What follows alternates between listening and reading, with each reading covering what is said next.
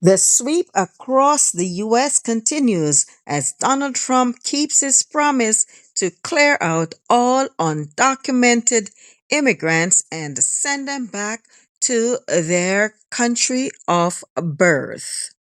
Check out the news teams from ABC, NBC, and other TV stations as they bring us live footage of happenings across Miramar in Florida and other areas in the southwest of Florida as well. This is an exclusive first look at one of many ICE raids happening in South Florida Sunday.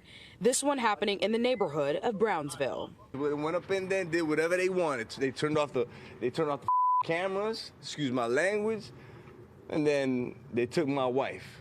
This man who wished not to be identified says his wife is from Venezuela and has lived in the United States for a few years. She was one of 3 people taken from this home. I'm told the 2 others were men who worked in construction. You see them here. This video, only a minute and 52 seconds long, we do not see his wife being removed from the home. But this is a picture of her that he keeps in his wallet. Her name is Vianis Ramirez, and he says she was in the process of becoming a United States citizen. She already had a court date. She was good. Everything's good. He just came in and snatched her. These are pictures from the Department of Homeland Security detaining other undocumented men and women in Broward County. It's despicable what they're doing right now. It's very embarrassing. President Donald Trump arrived at his Trump National Golf Resort in Doral Saturday, set to host GOP leaders for a conference. ICE reports nearly 1,000 raids in the country on Sunday alone, which is up from just under 300 on Saturday. Here at the detention center in Miramar, things have been quiet for several hours, but we will continue to monitor this situation and bring you the developing news on raids in South Florida as they happen. Well, staying on this top story, those ICE operations we just mentioned, they took place in multiple cities yesterday, and that includes Miami, Colorado, Los Angeles, with 956 people taken into custody. This was the largest number of arrests by the Trump administration in a single day. That brings the total number of arrests since the inauguration last week to more than 2,600. NBC News correspondent Shaquille Brewster joins us now live from Chicago, where some of those raids have been taking place. Shaq, Chicago was really in the bullseye when we first learned about the potential of these raids. Ground us in the numbers here, because President Trump's so-called border czar, Tom Homan, told NBC News that several people convicted of serious offenses were apprehended over the weekend. Let's talk, but first, let's take a listen to more of what he told Gabe Gutierrez. Any collateral arrests today? Well, I'm sure there's going to be.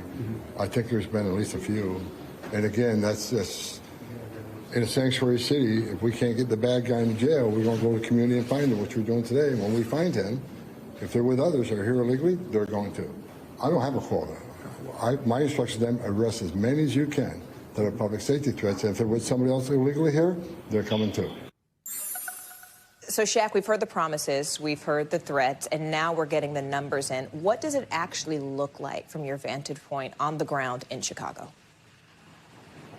Well, one thing that you're hearing, Morgan, the Trump administration emphasizes that this is not just ICE, but a whole of government approach to these operations that you're seeing. So you, for example, look at Colorado and the arrest of some 50 people there. That was actually started by a DEA, a Drug Enforcement Agency warrant. So what you're seeing is the scale of these roundups that are taking place. Here in Chicago, a source familiar is saying that there are 10 teams fanned across the city and the surrounding suburbs, each with 10 agents with each team that are going around and working through a list of criminals, in their words, that they are now trying to apprehend. And what this is also leading to is some concern in the city. You know, one thing that they're highlighting is that they are not avoiding what they call collateral arrests. So although they are looking for specific people, if they encounter people not on that list who are here in an unauthorized way, they will also bring them in and they can be subject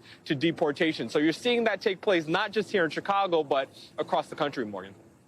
Yeah, and the workshops are being advocated not just by the groups, but even city leaders. The mayor yesterday saying that it's important that immigrant communities know their rights when interacting with ICE. And you mentioned I attended a workshop yesterday that was held in a church on Chicago's South Side. I think you have some of the video playing right there from this workshop where they taught immigrants that you have the right to remain silent. They went through saying that in English. They showed the differences between warrants. One, if it's signed by a judge, that requires then you to open the door for ICE. So it's a priority that you're hearing from many of these communities and many of these groups that they want to make sure people know the rights that they have when interacting with federal agents.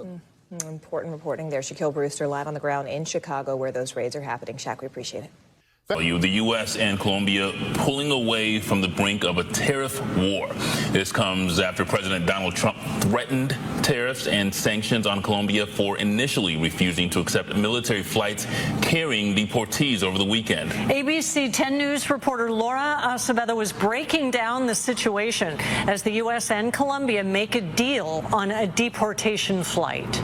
After a weekend of back and forth, a Colombian Air Force plane landing at MCAS Miramar to pick up 110 deportees. The Colombian government announcing their plans to pick up their citizens on X, sharing these pictures of the crew before takeoff. A CBP spokesperson confirming the plane was expected to land at Miramar Monday evening and that those being deported were CBP detainees, all Colombian nationals. The spokesperson says all of them were apprehended by CBP agents and officers, primarily Border Patrol, adding most had crossed the border illegally. The diplomatic showdown started early Sunday morning when Colombia blocked 2 U.S. military flights carrying undocumented immigrants from landing in the country, as the flights were already in the air. Colombia's president, Gustavo Petro, saying on X Sunday he returned the planes because he says a migrant is not a criminal, adding they should be treated with dignity. Within hours, President Trump promising to impose 25% tariffs on Colombian imports and visa sanctions. By Sunday evening, the White House saying Colombia's president had agreed to Trump's terms. There's a new sheriff in town, and the sheriff is fond of tariffs, shall we say. Ron B. is an expert on international relations who says having a country send a plane to come pick up their own nationals is unheard of. He thinks this weekend's back and forth sets a precedent for other countries. Well, he's sending a message to other countries saying, well, look, we're serious about this to the point where we will use our economic leverage to make sure it happens. President Trump standing down on tariffs for now, but keeping visa sanctions in place until the first plane of deportees arrives back in Colombia. Now, I did reach out to MCAS Miramar to find out more about the plane's arrival, but so far haven't heard back. There's still no word on when that plane will head back to Colombia. Reporting from MCAS Miramar, Laura Acevedo, ABC 10 News. The news keeps coming as more people are being picked up, and especially right here in South Florida. 1,000 people were picked up and shipped out of the United States over the weekend. The crackdown is causing fear among immigrants in South Florida. The line was long today outside the ICE offices in Miramar. All right, so we move from Miramar to Southwest Miami-Dade, where the Channel 10 news team will actually be speaking with someone from ICE. Take a look, take a listen. These stepped-up ops started last night, and they continue as we speak. The head of ICE here in South Florida says with a new boss in the White House, there are new goals. It's a change. It's a change in philosophy.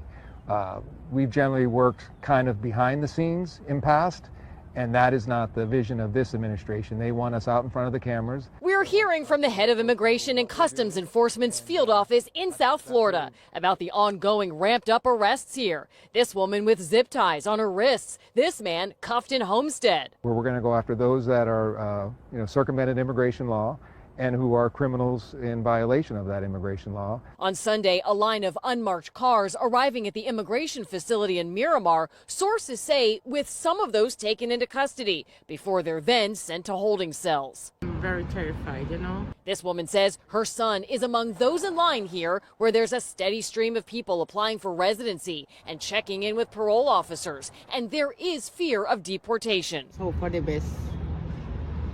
just leave everything in God's hands. Records show the man taken into custody in Homestead had a drug trafficking conviction from more than 40 years ago. Sources say he had been waiting for years for a hearing to gain legal status. We make a discretionary call on every case that we arrest, whether that's a criminal or not a criminal, but we're going to take enforcement action on every individual. He also says that every case will be looked at individually. These people will get due process. He says in some cases they may have hearings. In other cases, yes, they may be deported. As for that man in Homestead, we did speak to his attorney at this point. No comment. We're in Southwest Miami-Dade. I'm Janine Stanwood, Local 10 News. Now, my question is, what does this mean for our little country of Jamaica and other Caribbean countries? My advice, though, to those who, whether or not you know if you're on the list, if you know you're here illegally, here's your opportunity to pack your bags and head back home since you have not been picked up yet. The president is extremely serious about his need to get illegals out of the country. The only thing we can hope for at this point is that there is a silver lining behind this dark cloud.